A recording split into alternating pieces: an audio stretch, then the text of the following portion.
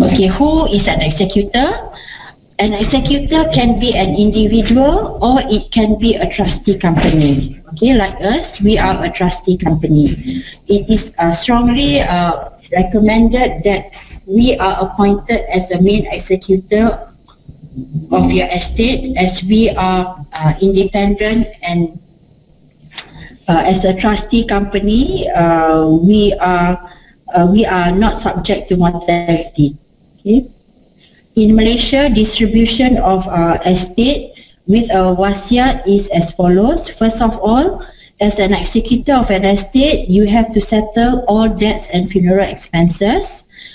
After all debts, after funeral expenses is settled, you have to settle all debts of the deceased, whether the debts is actual or spiritual. Actual debts are basically an example, your housing loan, credit card loan. Spiritual debts are example of spiritual debts are your, basically if you are unable to fast during your lifetime, then we have to pay off, we call it fidyah.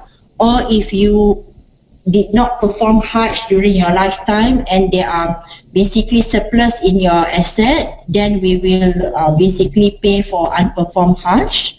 Okay, after settlement of all debts, then your assets will be distributed according to whatever is stated in your will, which is basically Sharia compliance for your non-faraid as.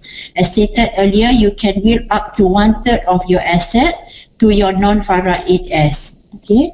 After that, after distribution according to your will, then the settlement of any claim of harta sepencarian has to be made.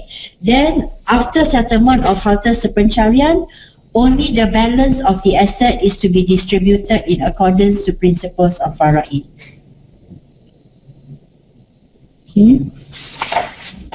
Okay, our second product is harta sepencarian declaration. What is harta sepencarian? Harta sepencarian is basically property jointly acquired by husband and wife during the subsistence of a valid marriage, whereby both parties have contributed either directly or indirectly towards the acquisition of the property. Okay, what is direct contribution?